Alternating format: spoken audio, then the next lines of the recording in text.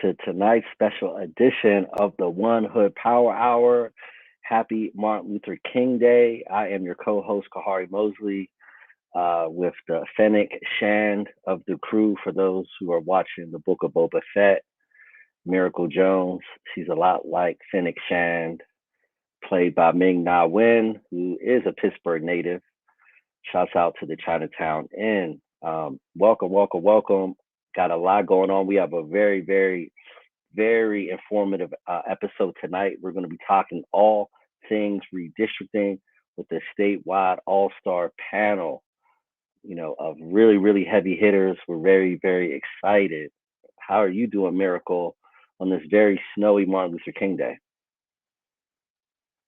I am doing okay. I wish it was a little bit warmer, but I was very blessed and fortunate to be one of the people who were able to shelter in place over the past 24 hours.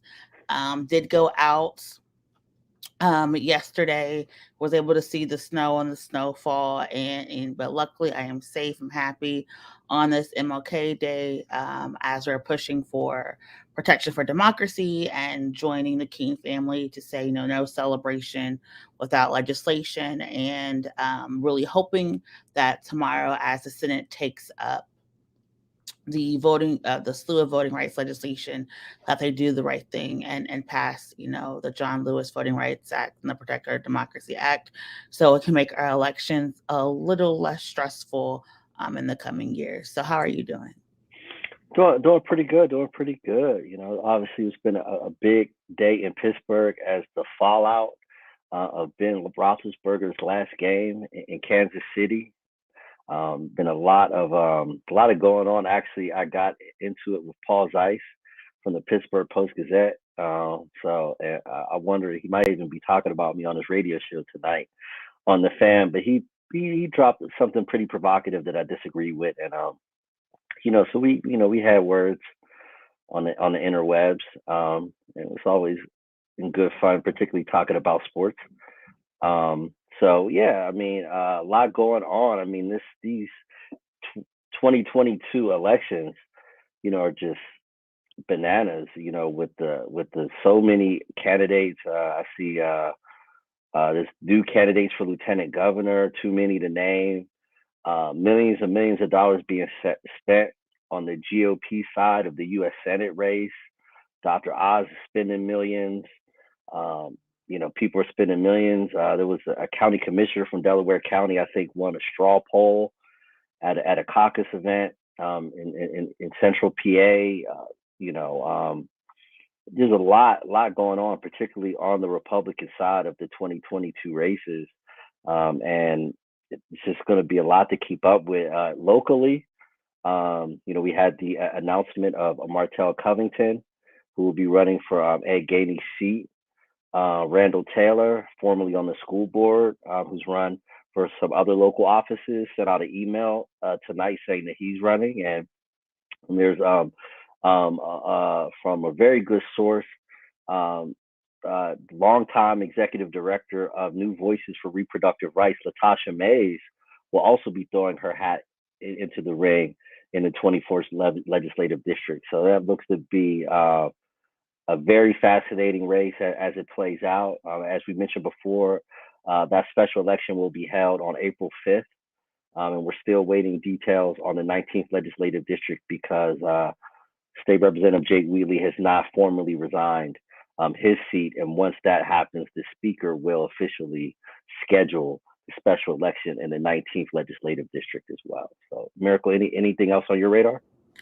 Yes, and for the people in the 19th and the 24th, it's a reminder that we're going to have two elections back to back we'll keep reminding you. We will be voting to replace Gainey and Wheatley, so people to carry out the rest of their term for this 2022 year.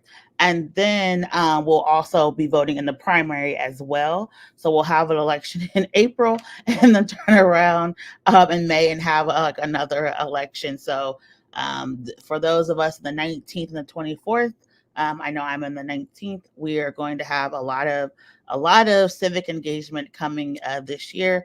So I always want to make sure you're staying tuned in. And also, we're talking about redistricting and gerrymandering this evening. Tomorrow is going to be the last day that you're able to submit public comment. I know we have some graphic and information that we'll be sharing with you. Please remember to submit public comment. This is one of the first times that we've had a really equitable map when it comes to voting. And so we want to make sure that everyone's voice and power is going to be represented. So please make sure you're submitting your comments to the commission. Tomorrow is the deadline to do so. Absolutely. Now, thanks for for that update. As Miracle said, this has been for what many experts have to say, and we have 4 experts who will be joining us shortly, that this seems to be the fairest process in a very, very long time. The process that brought about the current map situation, there still is, critiques, and then people still have another day to let their voices be heard about the process. But I guess we should, before we bring our guests on, just talk a little bit about what redistricting is and give a little context. For those who don't follow this stuff every day like we do, redistricting is a process that happens every 10 years with the U.S. Census. As you know, last year, as happens every year, I think since 1790, when former First President George Washington ordered the first census, we count the individuals living in the country. Now, it's very important because at the federal level, I think the 435 congressional seats, as well as the legislative seats in your state. Obviously, we are here in Pennsylvania. There's 203 legislative seats, 50 Senate seats in Pennsylvania. And also at your local level, in your city council districts and such, they are determined by population every 10 years. So every 10 years, we have to do the count of the country. After the count is done, the lines have to be redrawn to represent whatever changes in population. And in that process, at the federal level, states lose seats. Pennsylvania lost a seat. Most of the states in the Northeast that used to be the heart of the American population have lost seats, and those seats have continuously over the last 20 to 30 years have gone south and west to where the population shifts are going. And in Pennsylvania, those population shifts are moving from Western Pennsylvania to Eastern Pennsylvania. So to determine how those lines are drawn, we have to do the census. And now the census has been done. So now that we know where the people live now, those lines have to be redrawn. In the past, it has been done in a very political way to benefit political parties. And, full disclosure, a lot of times that has helped Republicans around the country. We've seen even not only here in Pennsylvania, but most recently in Ohio, a number of Republican drawn maps have got thrown out by appellate courts at the state level. In Pennsylvania, the Republican drawn map got thrown out at the congressional level several years ago, which really changed the composition of our congressional delegation. And it has a huge impact on who actually goes to Harrisburg to serve. And one of the critiques that I'm sure we'll hear tonight from our panel of experts is oftentimes the legislature, based on how the lines are drawn, don't reflect the diversity of communities and the demographic makeup of the state. And that has been an issue here in Pennsylvania. It appears that most recently, in this most recent process led by former Chancellor of the University of Pittsburgh, Mark Nordenberg, has been a fair process. But Miracle, is there anything else you want to say about redistricting before we bring our guests on? Yes, redistricting is a inherently political process, right? At best, it allows people to be reflected, and at worst, it allows people to assess and keep, amass and keep power. And so, unfortunately, when this recent map was put out, a lot of people looked at it not as a way to represent the people, but as a way to say which party is going to benefit more. And that kind of took on the dominant narrative. But people also have to remember that when we're looking at, particularly in Pennsylvania, it's a little different than some of the other regions in the country, that the diversification of Pennsylvania is not just in the cities, it's also in a lot of the rural areas and the places outside of Pittsburgh and Philadelphia.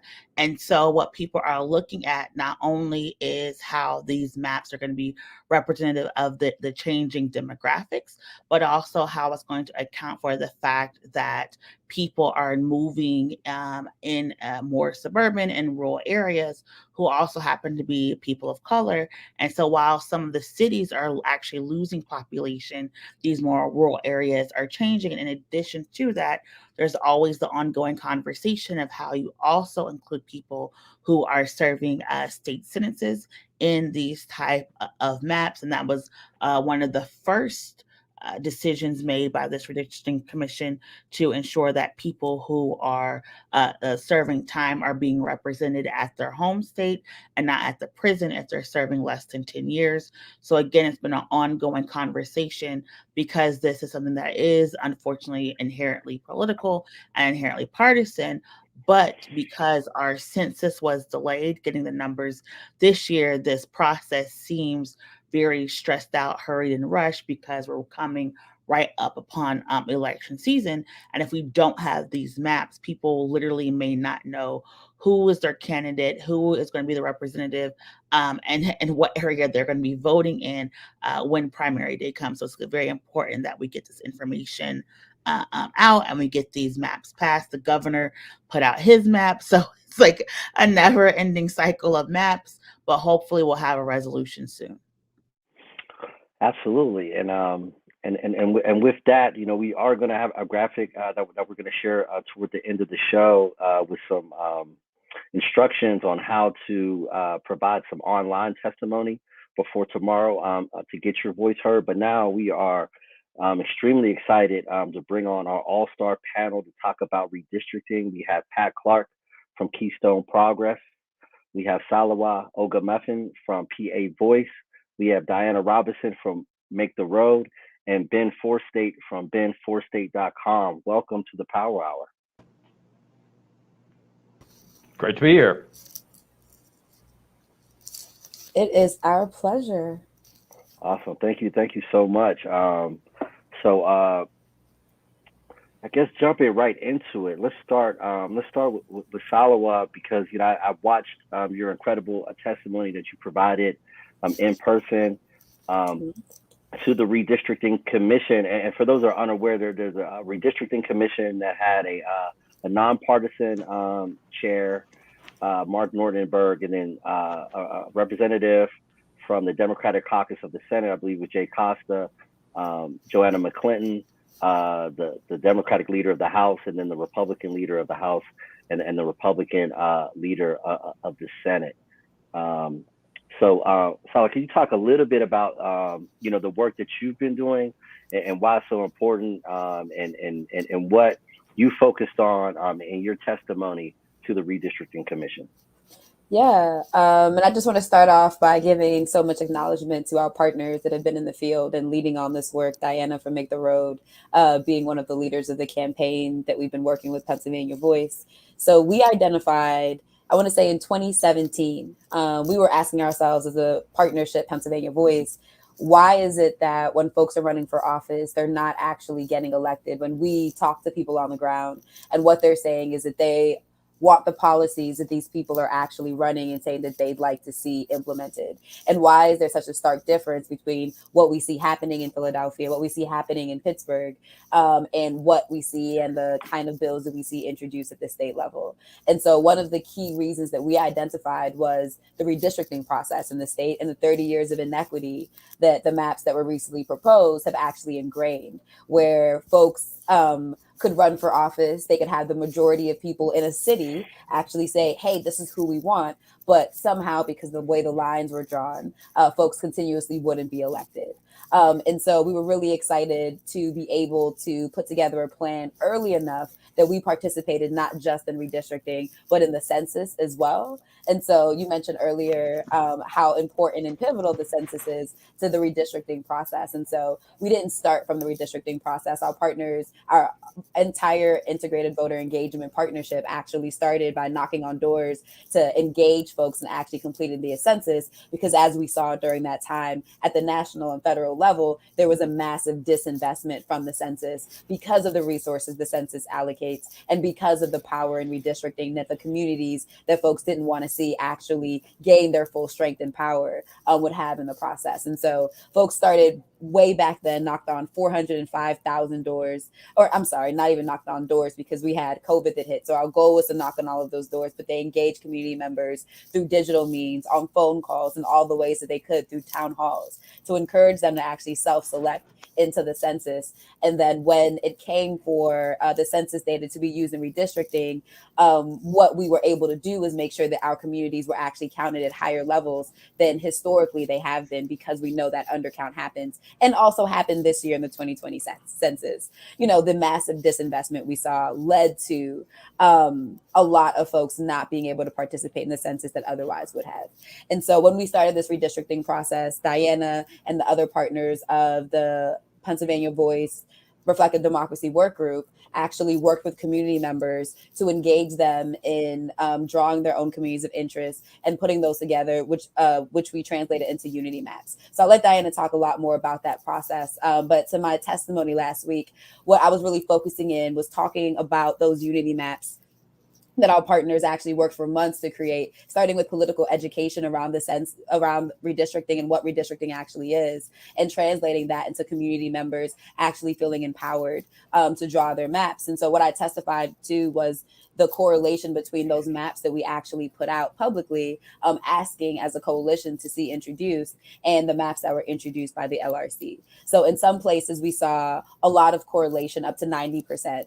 In other places, we didn't see that same correlation. But at the end of the day, there are several different ways to draw maps, and every line that you make is a decision. And so there's very nuanced ways that we're actually analyzing the power that communities have now versus the power the communities had in our prior maps. And one of those ways is by counting the districts that we look at when we talk about a citizen voting eligible population, and the ones that actually have a majority of people of color being able to elect candidates. But there's a lot of other factors as well, including the realities of the community around those folks and whether or not they will elect candidates and whether or not they will allow those people to elect candidates of their choice by the strength that they have to vote strongly against that candidate. So we are deep into doing all those analysis around racially polarized voting and how that actually impacts Pennsylvania.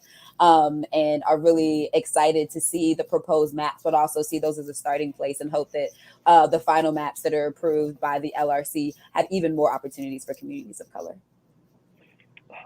Thank you for all that detailed information. I want to welcome Diana to the show. And since Salewa mentioned you and the work you're doing, can you talk a little bit about the work that Make the Road is doing is so important, and these working groups that you've been a part of, how they came together and what they've been focused on? Yeah, thank you, Kari. I'm Diana Robinson, the Civic Engagement Director at Make the Road, Pennsylvania. And we work in Allentown, Northeast Philadelphia, and also in Reading. And we have about 10,000 members around Pennsylvania. And as Salewa mentioned, for us, the starting point was the census. Our members and our staff participated in the census to ensure that everyone was counted. That is something so important, something I constantly hear from our members talking about. We need to make sure we're counted. And it was really empowering to our members to be part of that process because they understood that this was the first step that then was going to lead to the drawing of these maps.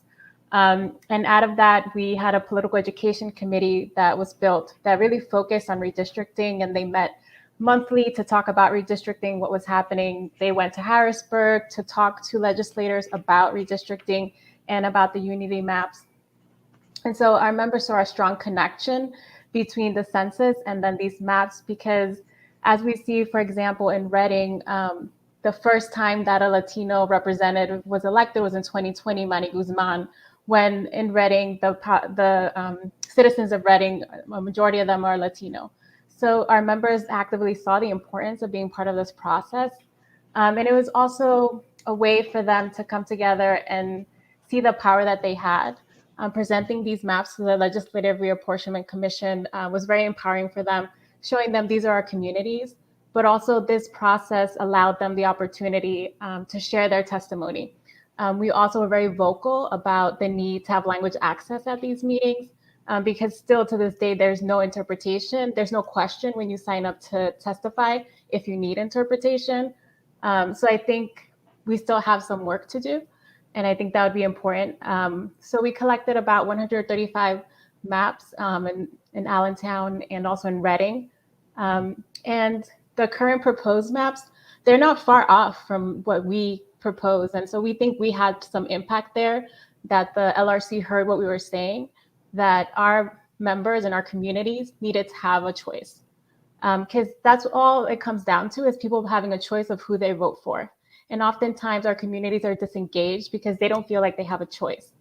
Oftentimes there's these candidates that are presented to them that don't align with their values, that don't look like them, that don't understand their communities.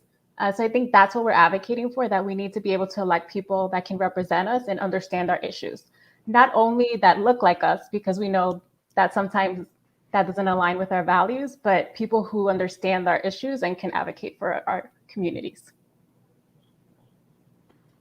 Thank you so much for that, Diane. And it's a very important conversation about all the work that went into building and creating the political power over the past a year and a half, and talking about like the census and everything. All of this went into creating a lot of maps and a lot of information. And Ben, you have kind of been almost like the go-to person in Pennsylvania when it comes to understanding maps in a very relatable way. How are you gathering like all of this information from from all these different sources, and how are you able to interpret all of this data in ways that people understand, so that organizers are able to like to go on and carry this the message about the importance of participating in the political process? Well, first I want to say thanks for having me. It's great to be here with really wonderful people. I'm very honored. I would say that Pennsylvania is a very difficult state when it comes to redistricting. Our process is unique. You know, we have the LRC for the state house and state senate, and then we've got the congressional map comes from the General Assembly itself. And I would say there's a lot of great work being done by these organizations to put this data here that wasn't present in the past, or not present to the same level. Figuring out how to make maps, that's been democratized quite a bit over the last 10 years. There's the scale of information in the places that the information coming from have just expanded exponentially. And I think it's wonderful. One of the ways I go about thinking about understanding the maps is kind of taking a very broad historical view over everything, kind of looking at where we've come and where the maps are trying to go. And, others have mentioned this, but these maps are by far the most representative, I think, of Pennsylvania ever that the LRC has put out. Thank you for that, and I really appreciate that. And we put the links to all the organizations like in the chat, so you can go and learn more. And Pat, you have been organizing Pennsylvania for a while, trying to mobilize people. But in the past 2 years, you've been specifically focused on people in more of some of the rural parts of the Commonwealth. What are people not really understanding about redistricting and gerrymandering that you really want people to understand and to get how important this time period is? Well, first, let me say thanks. I appreciate being on the show, especially on Martin Luther King Jr. Day, and I'm very honored to be with such a great group of folks too. I'd say the overwhelming message for me that I think resonates across communities and geographies in Pennsylvania or anywhere is the notion that people should choose their elected officials. Elected officials don't get the right to choose their voters. I think that combined with some of the other threats that we're looking at to democracy now, in terms of people feeling that they have the right to abrogate not just your vote, abrogate, throw it in the trash can, down the crapper, because they don't agree with how you want to vote. I think one of the things that we have to bear in mind is the power of the vote, and in combination with the ability to have a good, sound process and like bonus points. Hey, good news. People think the maps look like they might not be as bad as we would have expected. I always look for something rosy these days. And I think that's great. And I think it's a reflection of the process and the nonpartisan, bipartisan, but nonpartisan in terms of the chair of the commission, being able to come to an agreement on those items. I wish we could in other areas where we can come into agreement. This is one of the things we look for in rural organizing, is not start with any predication about what you're going to be talking to people about, but like you would anywhere, first listen to what people have to say. And I think if we bear in mind that there are ways that we can unite and work together around issues that the parties, the political structure might not even be talking about, I think it first starts with a conversation. So what are people thinking of the redistricting process in rural areas or anywhere else? Not enough. They need to be thinking more, and they need to be much more aware and educated around it. Thank you for that, Pat. My next question is for Ben, and then obviously it's going to kind of jump to Diane and Salewa, because Diane and Salewa have both been talking about the importance of underrepresentation. But I did notice a tweet that you sent out a few hours ago, Ben, about northeastern Pennsylvania, which is obviously an area, one of the areas that Diana is focusing on, is the most underrepresented part of the state, and Harrisburg being overrepresented. Can you talk a little bit, about that tweet? And then Diana and Salewa, can you talk just about the whole concept of representation and what you found in this process, the areas of the state that are, underrepresented, and what we can do in the process to fix that. But Ben, if you just talk a little bit, about your tweet and what your research has uncovered from that. So that tweet in particular was like a little bit more about some of the voices who I hear speaking online than actual representation. And it was a little bit tongue in cheek. But like when we actually think about like where is underrepresented historically with these maps, it really has been urban areas and like mid-sized and small cities in Pennsylvania. And like there's been, even one of the things I have like really focused on in a lot of the stuff I do is like, what did redistricting look like even before we had our current constitution in Pennsylvania, which this is from like 1968, is that like in the past, we had this weird system of multi-member and single member districts. And it was a lot of the times it was focused on denying power to urban areas. So that is a theme that has really gone all the way through PA history. And I think that is something that the current LRC has done quite a bit, especially in the House maps, to rectify. Like it really has been. Some of the areas that are diversifying the fastest in Pennsylvania have been small, mid-sized cities that people wouldn't traditionally associate with like urban Pennsylvania, or even, regions that we talk about quite a bit. And I'm thinking about like Lancaster, Reading, Hazleton, those places that sometimes, are truly underrepresented, both in voices online and in our state house. Thanks for that, Diana. And Salewa, can you talk a little bit and touch on representation as well? Salewa, would you like to start, and then I can go? Sure. I think what comes up for me the most when we talk about representation in these maps is there's several different ways that you can interpret representation. For some folks, they'll use cracking, which is the art of taking communities and splitting them together, splitting them apart. I'm sorry, what's going on with my words?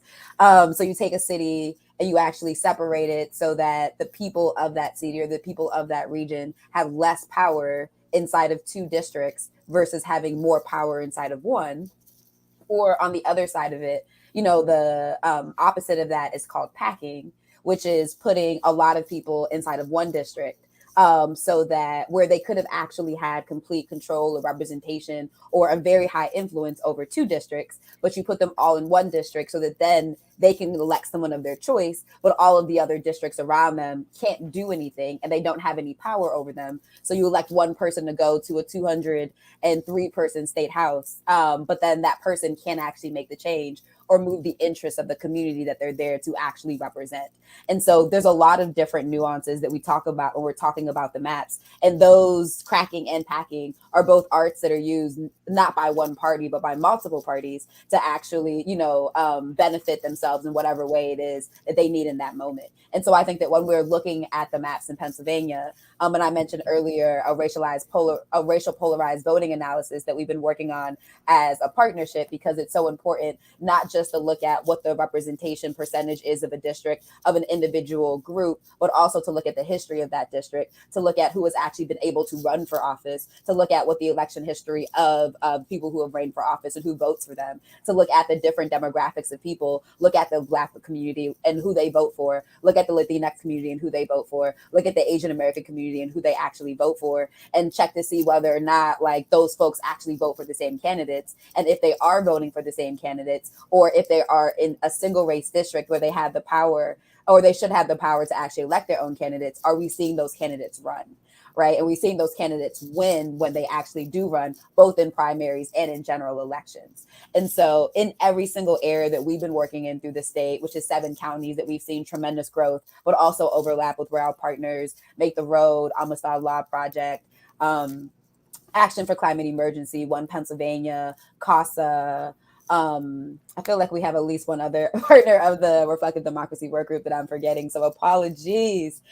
Campus Vote Project, there we go, where those folks have actually been doing this work, where we've seen these communities increasing. And so the reason we went so deep into communities to ask folks, what do you actually want to see your maps look like yourself, is because we thought that that was the best starting place to make sure we get that representation. Who do you think that your interests align with? How do you see your community represented? And let's actually start the conversation from there. So I was really grateful to see how much of our maps we actually saw inside of the LRC's proposal. But as always, as someone who has the benefit of looking at this process with a very, very single lens, which is how do we create as many opportunities for people of color to run and win office as possible, which is a very different lens than the one that Nordenberg has to take and the one that we see in the rest of the leadership of the LRC, because everyone has their own interests. So I think that there's still tons of movement we have in these maps. I love to see more opportunities. I also was a strong believer that we should start the map drawing process from scratch and completely ignore incumbency. And so I have no shame in saying that I think that's how the process should really start if we're talking about making sure we rectify all of the harms. But I think that in the maps that I feel confident in saying that we have rectified some of the harms that we've seen just compounded over the last 30 years in terms of representation. Thanks, Salewa. And, the reality is that there isn't the representation that people want and deserve. And that's the reality, right? But as Salewa shares, it's pretty complex because oftentimes they want to draw people into this box, like, okay, so now you have this representative.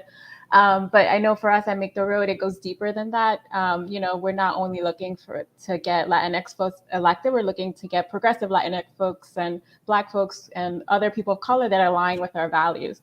So I think, we want to be careful not to just paint it so vaguely, like, we want people who align with our values and are going to advocate for our communities. And I think something else that is really important to us is, in thinking about, we see across Pennsylvania that the Latinx population is growing, and we're going to see that that's going to continue to happen even in the next 10 years.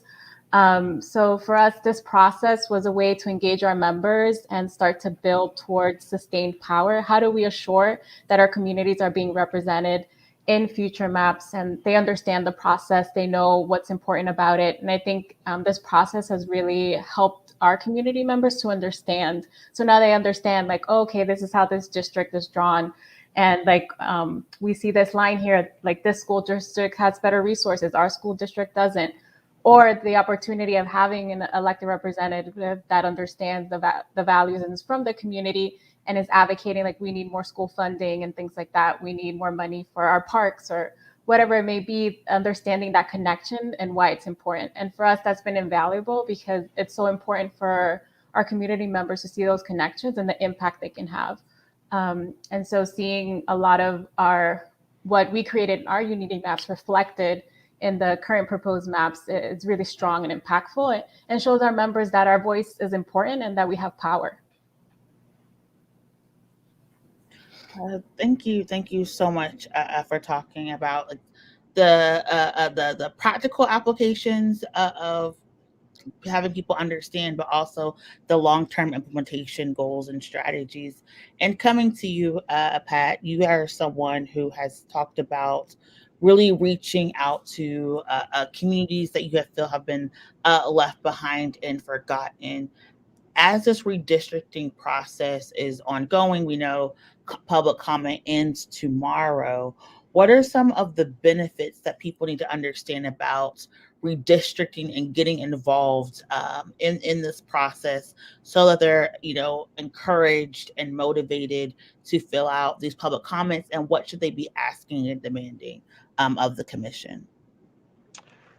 I think the basic need for folks on this issue or any other is to step up and participate. It's the most important piece of all of it, is for someone to take ownership that they have a role and they can make an impact, and not just through a vote, absolutely critical, but through all points of civic process. And this is one of those large systems issues that, it comes around every 10 years, and I don't really understand what's going on. There is not enough education and focus around this, and that's exactly when the scammers show up with the bait and switch. And I'm afraid a lot of that is being proposed now in the partisan legislature that wants to have well-established commissions that are based on not participation in citizen power, but on sort of a workaround to the democratic process. It's too clever by half, and it's the sort of thing that really makes people want to not participate in the process, let alone one that tends to be arcane. Every 10 years is important. It's the U.S. Census. It's one of the most critical and most democratizing functions we have as a national government. All sorts of commerce and all sorts of rights beyond just voting rely on it. And that also is based on participation. Everyone stepping up and saying that they want to be counted. But I think the confusion that happened around the census this past year, deliberately so, the things that we're finding out about what former Commerce Secretary Ross allowed to have happen in subterfuge and subverting the U.S. Census is appalling. But I think to fight that, Salewa talked earlier about 30 years of inequity. We need to have long-term plans for this. We need to be working together and focused on the 2030 census, making sure that's equitable, making sure that we have a plan that is way beyond the electoral cycle and is also at a foot, takes toe-to-toe the fact that billionaires dump tons of money, not just into 30-year plans, but into 40-year implementations. Witness what's happened to the Supreme Court of the United States. We need to work on the long term. We know what we need to do to make it better the next time around, and I would hate to have us talk about the issues of redistricting now without setting our sights on permanently strengthening democracy. Thanks for that. This is a question for the whole panel, but we'll go Salewa, Diana, Ben, and then back to Pat. My next question is, and I wanted to start with Salewa because you had mentioned the census work that you did with your organization. I guess the best way to ask is, how has Pennsylvania's population changed over the last 10 years? Like, what are the trends that you're seeing, and how do they relate to the work that's going on, and why it's important to reflect that in these new maps? Yeah, thank you for the question. I think it was Miracle that mentioned this earlier, that the first thing I want to note here is that Pennsylvania's population growth isn't just happening in the urban areas. I think Pennsylvania was coined Pennsyltucky, like, 20, 30 years ago by James Carville. And that's not what we're talking about. At all in the reality. The Pennsylvania growth, like, yes, it's increasing in Philadelphia. Yes, it's increasing in Pittsburgh. But really, the majority of these gains that we're seeing are in Lehigh County and in Nepa, are in Berks County, are in Lancaster, are in York. There's a lot of folks that are relocating from the New York area into Pennsylvania, especially during the pandemic, because folks are looking for extra space and cheaper housing. And so in addition to the population growth of people coming that are migrants, so they're coming from other countries or from other regions of the US, we actually have folks who are coming from our region, but moving more into Pennsylvania and making homes and starting to raise family, and those families grow and all of those things. And so when we saw the census data, I think the numbers that pop up in my mind the most is right now the Black, Indigenous, people of color population, specifically the Black, Latinx, and Asian American population in the state of Pennsylvania is about 27.5% of the state. And that is a rate that is growing at over 12 times more than the white population, where we see the white population in the state is actually decreasing in all but one county. I think it's Clearfield or Clearview County in Western PA is the only county in the state where we're seeing the white population actually increase. And so what we saw inside of these maps, and what we should be seeing inside of the congressional maps, and I've talked a lot about the House maps today, but I haven't talked as much about the Senate maps or the congressional. But what we should be seeing in all of these maps is, as these populations are growing, and we're seeing the population shifts from Western PA, from more rural areas of the state into more urban areas of the state, in the Northeast and the Southeast, we should also be seeing additional district shifting as well, along with those people. So one of the things that I noticed inside of the Senate maps that were introduced by the LRC, and I do want to make a distinction between the Senate and the House maps, because I think the House map make a lot more gains in fixing that inequity than the Senate maps do. But one of the things we see in the Senate maps, especially with the end to prison gerrymandering, at least for folks who are incarcerated for up to 10 years, that decision the LRC made earlier in the cycle, those geographies where those prisons have closed, we don't see smaller districts. We see districts that are lower on the standard deviation. So a district that had a prison in it, that prison had 4,000 people. Now that district has 10,000 less people in it because of the people that moved and because they took that prison out. And so in urban districts, we're seeing higher on that 10% standard deviation, and we're seeing districts that actually have more people in them, a pattern of that happening, than these rural districts where populations are decreasing, but instead of those districts actually staying the same size and us shifting our districts to Eastern PA and to Eastern PA, both the north and the south, we're seeing districts just have less people in them, which we know means, when you see a pattern of that, it is actually a systematic inequity of power. Yeah, so Shallow talked about the growth of BIPOC or Black, Indigenous, people of color throughout Pennsylvania, but we've seen the Latinx community grow across Pennsylvania by 8%. And, Reading, the city of Reading in Berks County, the Latino population accounts for 69%. Hazleton, Ben mentioned Hazleton there. It's a really fast growing Latinx community. So I think what, we're seeing these changes in the population. We're seeing these changes in the people of Pennsylvania, and that has to be reflected in these maps. And knowing that has been intentional efforts to disenfranchise people through this process. And so I think for us, it was very important, and we were very vocal with our other alliance members of Pennsylvania Voice, saying that these maps have to be fair and equitable. And kind of saying, what does that mean that they're fair and equitable? It means that people can be part of this process. and that, that people of color need to be represented in these maps in a fair way that doesn't disempower them or take away their power by cracking or packing.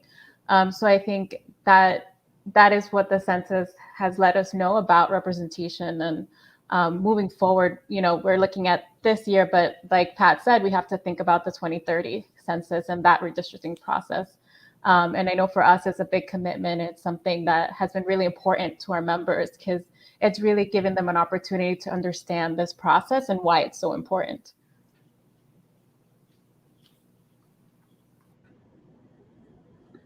So something that jumped out to me as someone who who's been looking at this from the start of the LRC in 1972 is that this census will be the first time since we've had modern redistricting that a district will move from a rural area of the state into the city of Philadelphia ever. Philadelphia has lost representation for the last 50 years. And this time it's a district, I think they moved 9 in the preliminary maps, which is in Newcastle. So from an area that is rural, somewhat white, shrinking population into West Philly, which I think is like a huge, profound shift for Pennsylvania. The districts that moved were almost all to urban areas from rural areas, which it just, like I said, it's just a paradigm shift. So like that alone marks like a new LRC. And I think like one of the other things that I'll note is that like in a lot of the past, there would be a lot of attempts to really cut up districts and to really do things that, protected incumbents.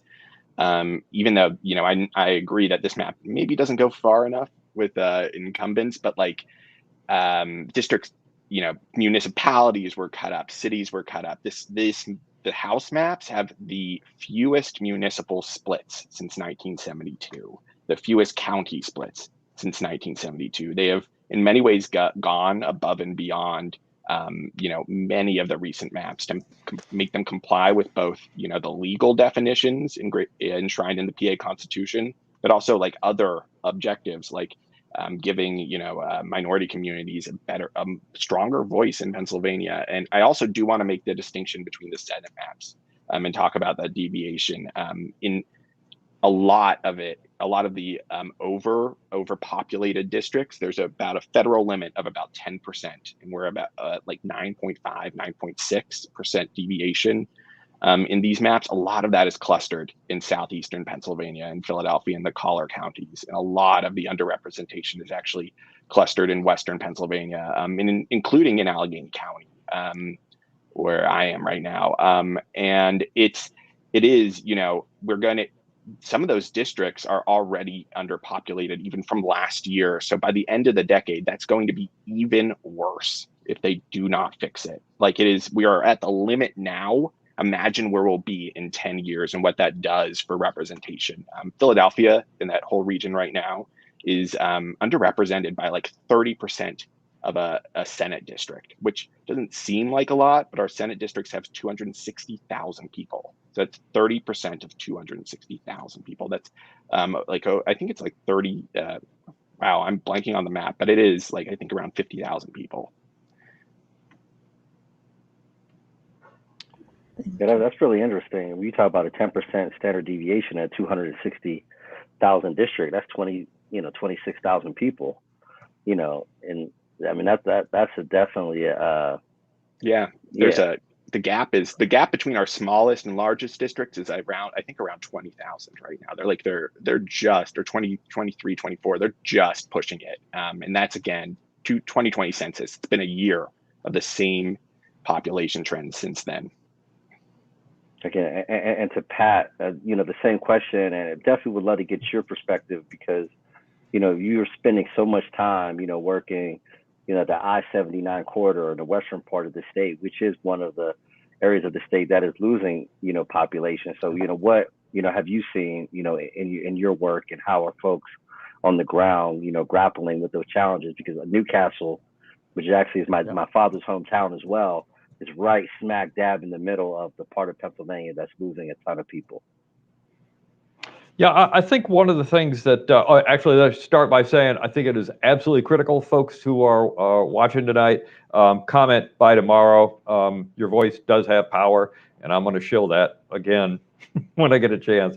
I'd say one of the things that we have to understand is that a part of what we see in a lot of parts of the country, whether you're urban or rural or whatever your racial makeup is, it's about power and the loss of power. And I think when people lose rights to rights, what they assume is their right to have their guy, their elected official right there, it's going to be something that people are, Newcastle isn't going to be happy. They're going to have less representation.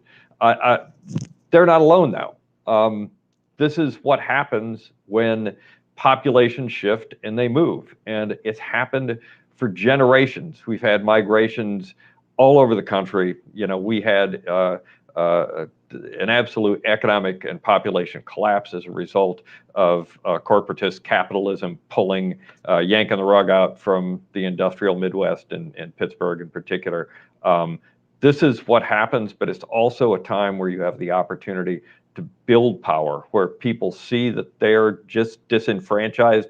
They feel it's not just. They want somebody to talk to. They want somebody to hear them. And I think there are communities all over the state that feel that they're not being heard. And what they want to hear is, first and foremost, somebody listening to them.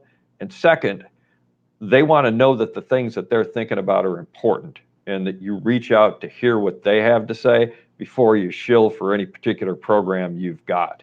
And I think if we're able to do that, we can jujitsu moments of significant population and power shifts to a better cause and to a better conversation with folks.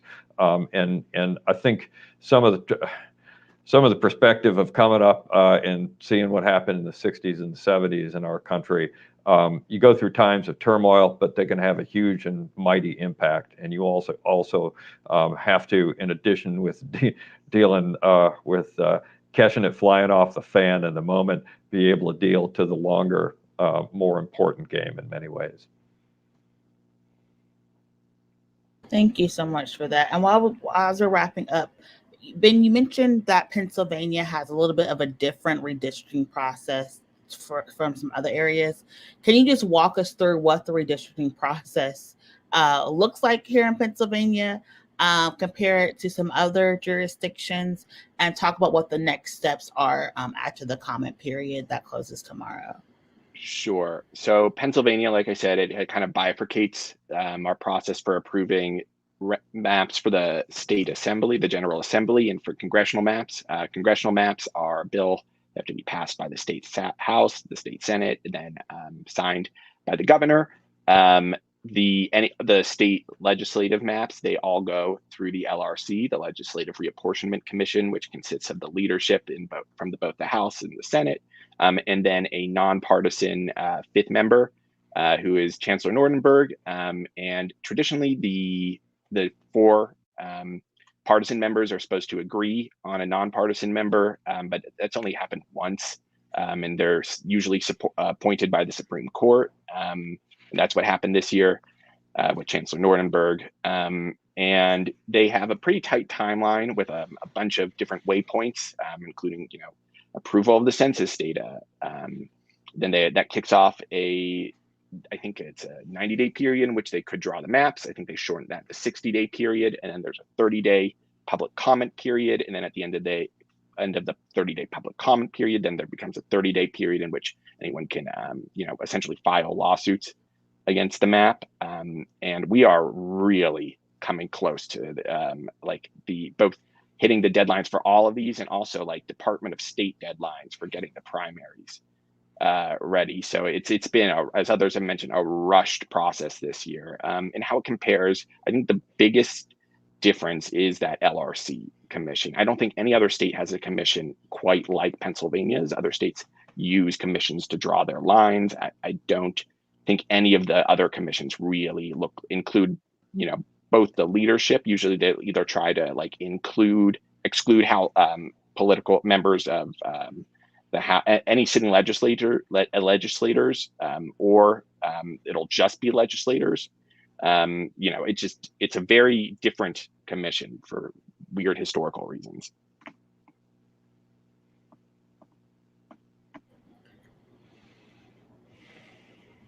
And then as we, as we wrap, because we're coming up on time, can each of you just, as we end, just talk about your hope for the maps and what you believe the maps hopefully will look like at the end of this process.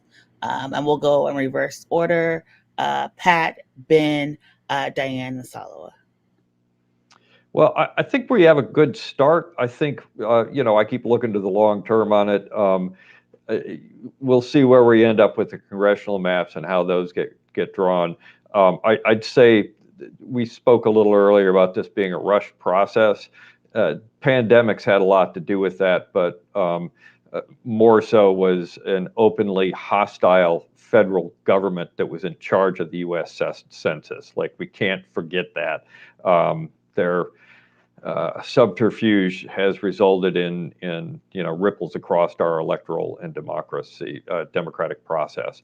But I'd say one of the things that I'll point to in terms of the long term is making sure that as we have this set of maps come out, and if we do have this year a fairly equitable process in at least a portion of the reapportionment, we look to how we can make it better and how we can sincerely make it better. I bear in mind the state of Michigan, which had an actual citizens initiative that put together a truly transparent and representative citizens reapportionment commission. We can't do that in this state because of our Constitution. But what can happen is that our respective houses of legislature can circumvent the veto of the governor by putting in off-year primary elections constitutional issues in front of the people, and to sell them as the shell game of being a good thing, when in fact what we're getting is a public turd on democracy. And I want to make sure that we bear that in mind, and that we don't just talk about the maps that we're getting, but focus on the maps that we need and deserve as constitutional democracy.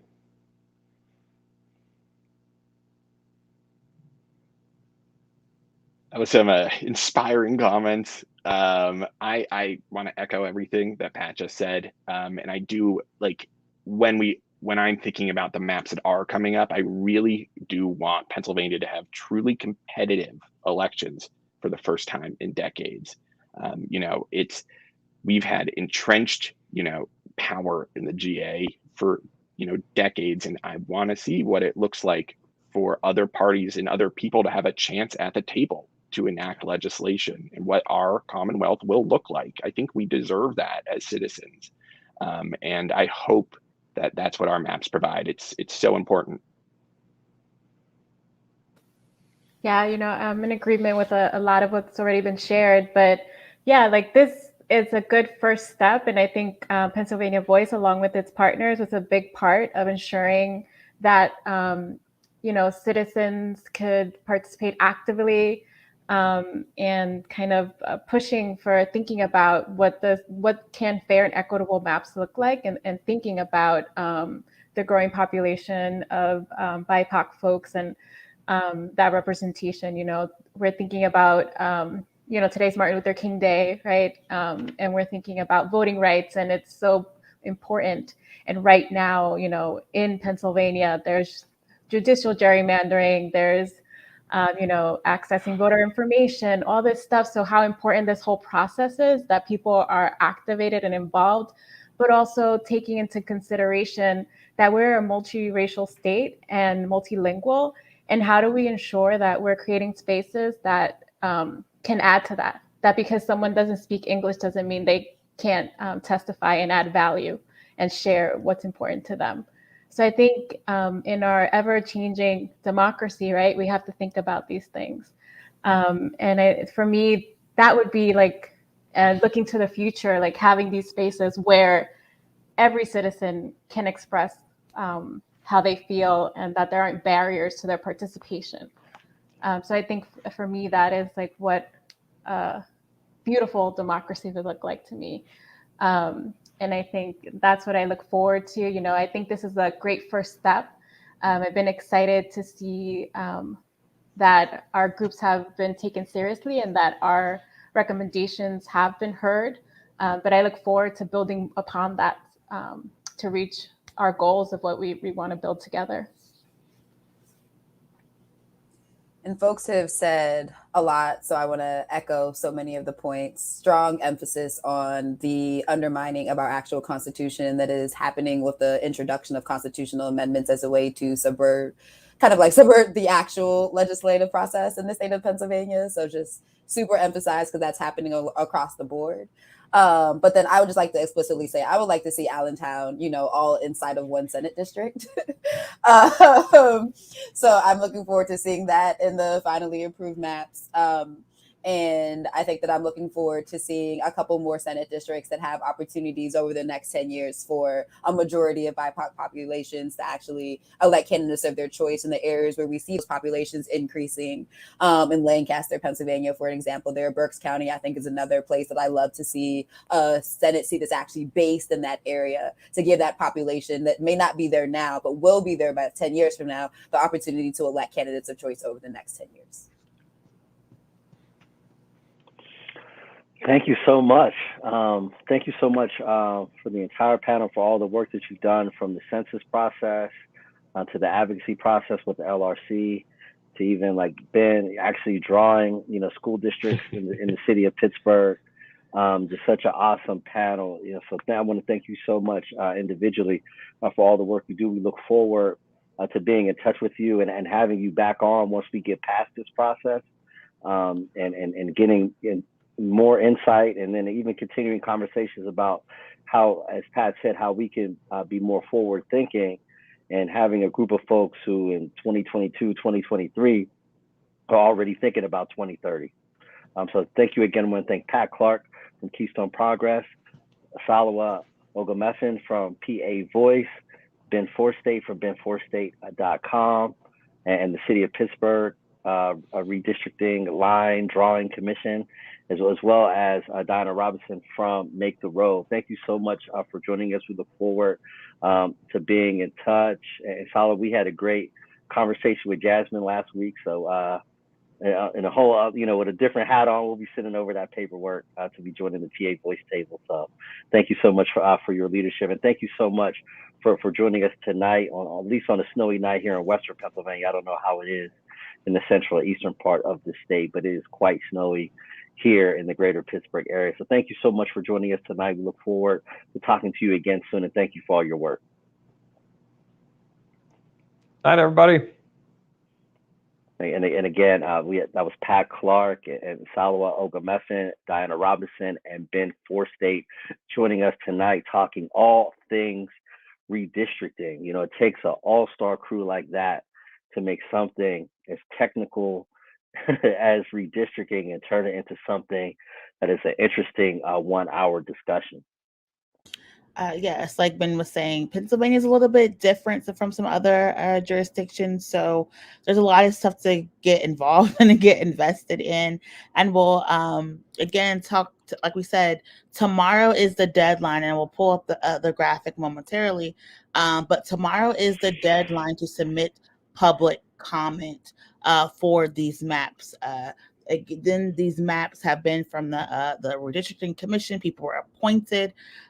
You can go online, and some of the things we're asking for is to make sure people understand it's important that these maps that reflect our communities, and they stop the political gerrymandering, and they make sure they maximize representation by allowing us all to pick the people who represent us, and pick the people who are best for our region, and not who are best for political parties' gains. We talk about competition, bringing out the best in our society, and a healthy competition creates better legislation and better representation. And one way that happens is through these maps. So please, please, please go online, submit your comments in support of the LRC's map, and just talk about how important it is that this political process continues, and that it's not sent up just for the judiciary to make a final determination, and show that there is support for these maps. And I'll hand it back over to you, Kahari. Now, thank you so much for that, Miracle. And again, tomorrow is the last day for public comment. Again, we have put up the graphic. We have links in the chat, so you can get on there and put in your online testimony. It's so important. Like our all-star panel tonight broke down so many different ways of why this is so important as we go into this very important election year. I do want to tease next Monday's session. As we usually do once a month, we'll be focused, specifically on legislation. Next Monday, we'll be focusing specifically on voting rights legislation, elections legislation happening at the federal level. We'll have an update on the John Lewis voting bill at the federal level, and we'll also talk about some state level bills as well, which will impact elections here in Pennsylvania now and into the future. There's a number of legislative attempts to prevent access to the polls that have been called voter suppression by many folks who follow this very closely, like our good friend Kadita Kenner at the New Pennsylvania Project has been following a number of these closely. We'll John Sick from the PA Capitol Star, a longtime state capitol reporter who wrote a very, very enlightening editorial from a very experienced point of view. We're going to have Nick Presley from the PA Policy and Budget Center as well, who's been doing a lot of work on voting rights as well. We'll have a few more folks added to the panel over the next couple of days. So tune for the flyer for that to come out, and the full announcement later this week of who'll be joining us next Monday to talk about specific federal and state legislation and actions you can take to preserve the right to vote, as well as strengthen the right to vote at a federal level, as well as protect the right to vote here in Pennsylvania. Back, Miracle. Yeah, and we posted again in the chat because also we're plugging next week. The Senate is supposed to be, according to Senator Tim Kane's tweet, taking up a lot of the voting rights bills possibly tomorrow. It may just be for a debate, may just be going through committee. So again, asking people to call Toomey, call Casey, and let them know they need to support and vote yes on the passage of these bills. And what people need to understand is these bills create and codify into law voting rights protections.